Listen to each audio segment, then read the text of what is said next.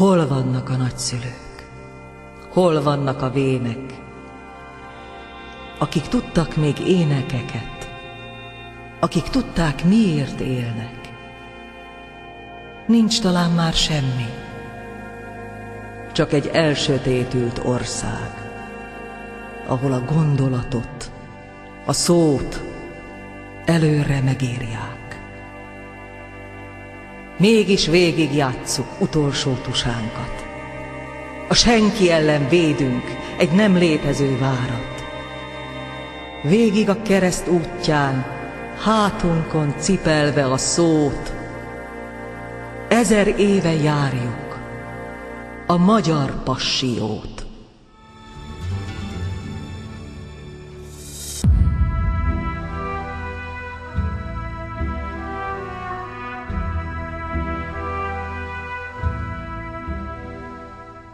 Drága édesanyám!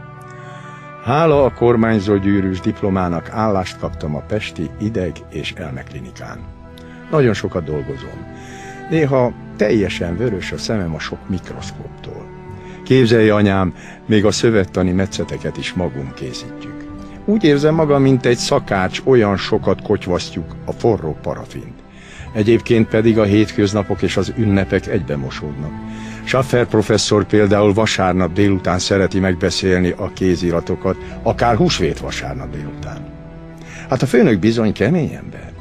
Képzelje, az egyik kollégánkat azért tanácsolta el, mert nem idézte a professzor. Kollega úr, maga úgy tesz, mintha én nem is léteznék. Érdekes témát kaptam. A zseniális számolási képesség anatómiai alapjait kutatom. Éjjel-nappal dolgozok, de a munkán kívül nem is nagyon tudnék más csinálni, hiszen tudja, anyám, egy cselédkönyves orvos fizetése az éjjelhaláshoz sok, a boldogsághoz pedig kevés. Úgy repül az idő. El sem tudom hinni, hogy már második éve vagyok ebben a nagyon franciás Montrealban, olyan kutatási feltételek között, amiről Budapesten nem is álmodoztam. Képzelje, most jelenik meg a 8. közleményem.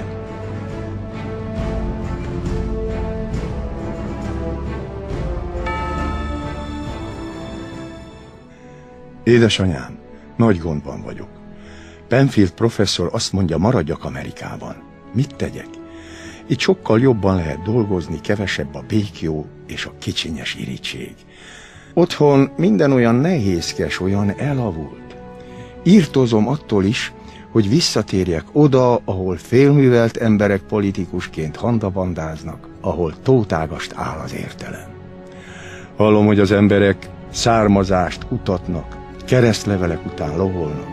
Szerintem csak azok bújnak a faj mitosza mögé, akik saját értékteremtő képességeikben nem bíznak. Csak ilyeneknek van szükségük a csordára.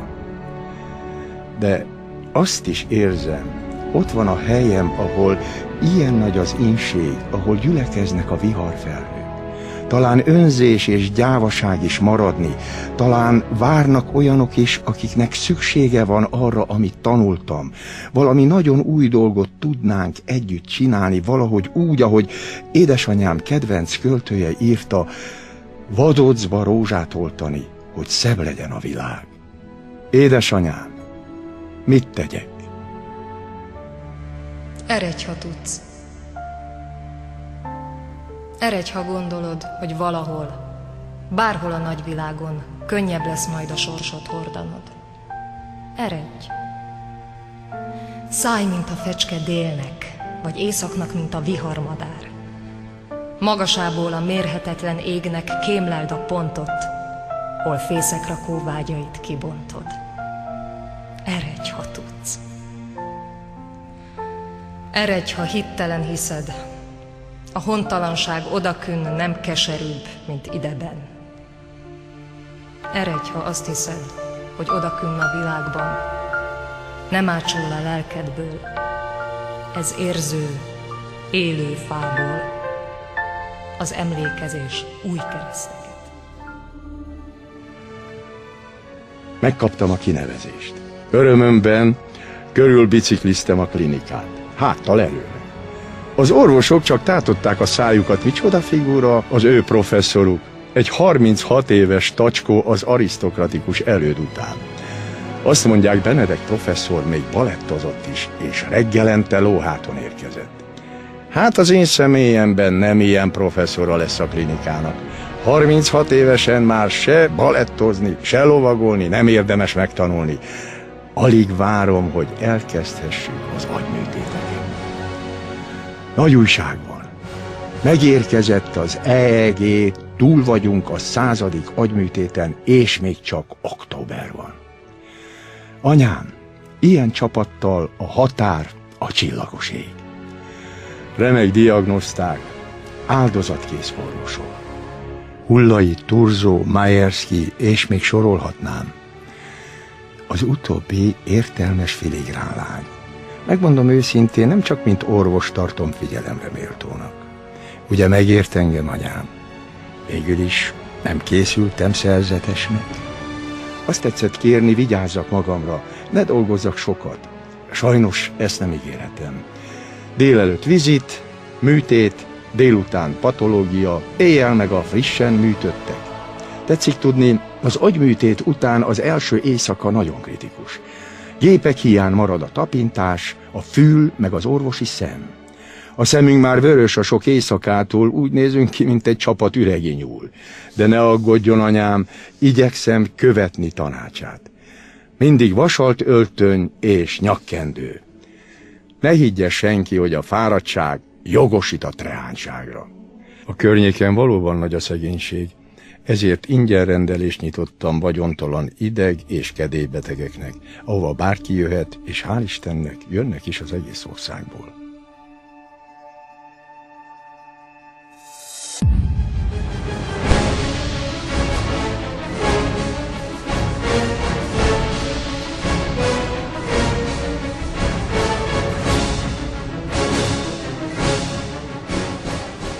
Nem tudom, látjuk-e még egymást.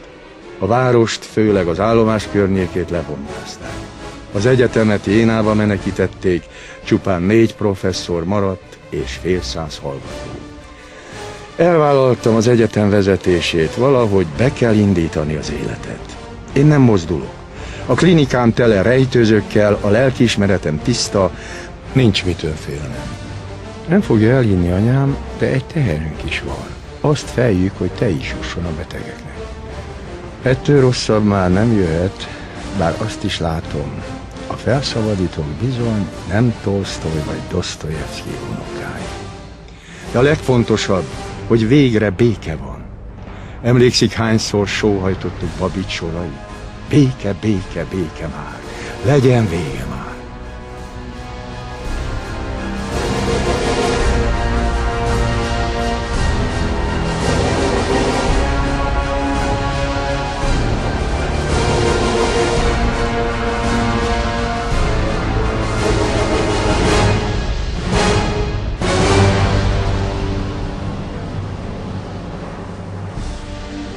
Túl vagyunk a 150. agyműtéten. Klári Angliában járt, azt mondja, nem vagyunk távol az angol színvonaltól. Egyre többen jönnek az egész országból, szinte ki se látunk a munkából. De higgye el, munkatársaim nélkül se a Kossuth-díjat, se az akadémia tagságot nem értem volna el. Szeretném, ha eljönne és megismerni őket. Ja, és meg ne fázzon. Mostanában hűvösek az esték.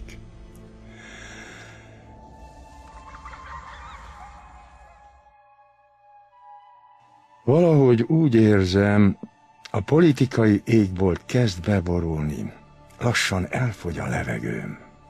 Ugyanaz a gyűlölet mérgez, mint a nyilasok idején, csak az ellenség most nem a zsidó, hanem a másik osztályhoz tartozó. De én nem tudom embertársamat csak azért utálni, mert gyáros vagy földbirtokos volt, csak azért szeretni, mert munkás és nem egy kastélyban született. Én az embert csak jelleme és teljesítménye alapján tudom becsülni. Leidéztek a pártbizottságra, mert tiltakoztam a kötelező katonai szolgálat ellen. Anyám, én nem hiszem, ha békét akarsz, készülj a háborúra. Ha a felszínt megkaparod, a mélyben piszkos érdekek mocskára bukkansz. A háború sárkányfogvetés. Belőle bosszú és gyűlölet származik. Éjszakánként felriadok, attól félek, megint visszajön a pokol. Csak most már nem barna, hanem vörös színekben. Azt mondják, éjszaka lefüggönyzött kocsi jár, és akit elvisznek, arról többé nem lehet hallani. Ne haragudjon, anyám, de rossz hírem van. Hallgatóim feljelentettek Stahanovval kapcsolatos előadásom miatt. Az akadémia boszorkányper után kizárt, értelmesnek gondolt professzorok versenyt gyaláztak. A neves kortanász a fülembe súgta: Kálmán, ezt meg kellett tennem, tudod, az élet alkalmazkodás. Hát igen. Ha mindig kaméleon ruhát viselsz, egy idő után nem marad más, csak a színházi kosztüm és szerep. Tudod, ezek az erkölcsi rövidnadrágosok nem is igazán gonoszak, csupán silányak. Helyettük szégyellem magam. Elküldtek Balassagyarmatra az Isten háta mögé. Ha nem érezném gyávaságnak, megölném magam. De itt van Klári és a gyerekek.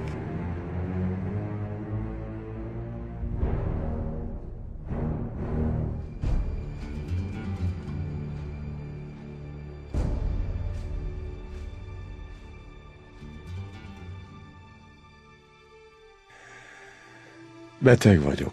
Valami furcsa kór terjed bennem, amiről még soha sehol nem olvastam. Állandó szédülés, alacsony vérnyomás. Ez nem lehet egyszerű neuraszténia. Már nem érdekel, hogy rehabilitált az akadémia, az egyetem is visszavár. Késő. Szégyen, hogy ugyanazok a politikai napraforgók rehabilitáltak, akik elítéltek. Csupán 53 éves vagyok, de úgy érzem, 1000 esztendőt éltem. Hát tényleg semmiért? Hallom, Budapesten kitört a forradalom. Félek, ez is majd vérbe és mocsokba fullad. A tankba és hazugságba öltözött hatalom nem tűri el, hogy az emberek szabadon lélegezzenek.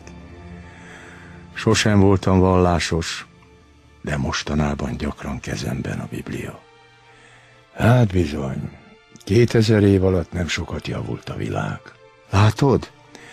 A názáreti Ács fia a békét hozta, mégis kereszttel fogadták. Az utcán már dörögnek a fegyverek, az emberek ezrével menekülnek. Mindennek bealkonyult. Nem tudom, mi lesz Klárival és a gyerekekkel. Nem tudom velünk, mi lesz. Vigyázzon magára, és az Isten áldja meg. Szerető fia, Kálmán.